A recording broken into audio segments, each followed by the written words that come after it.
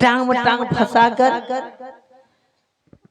और हर एक गिरा पर गुरु की कसम डालकर सो जाती हूँ ताकि कहीं भाग न जाए।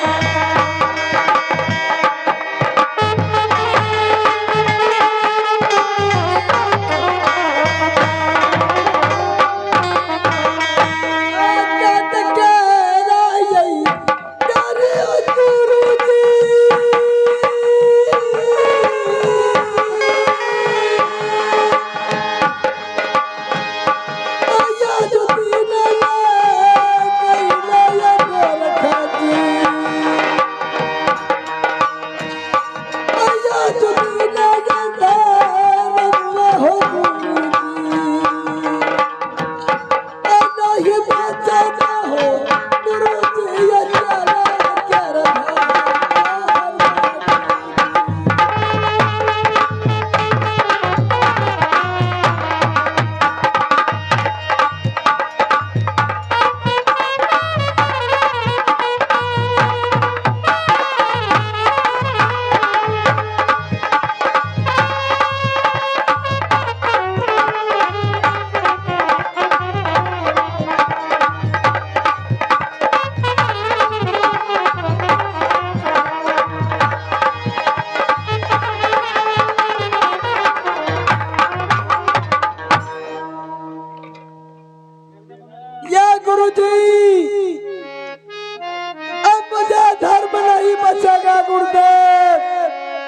क्या चेला?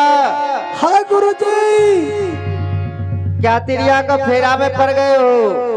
हाँ गुरुजी, यह तिरिया ने मुझे अपनी पाँव और मेरा पाँव रेशम के डोरी से बांध रखा है और रेशम के डोरी से डार में डार बांध रखा है और हाथ का कंगुलियां उंगली अपनी दांत पर दबा रखा है और मुझे बाह जो है ये मसला बना रखा है।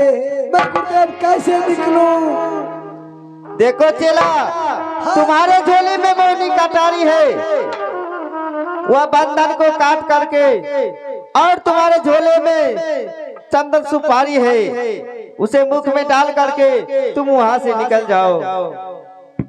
ठीक है।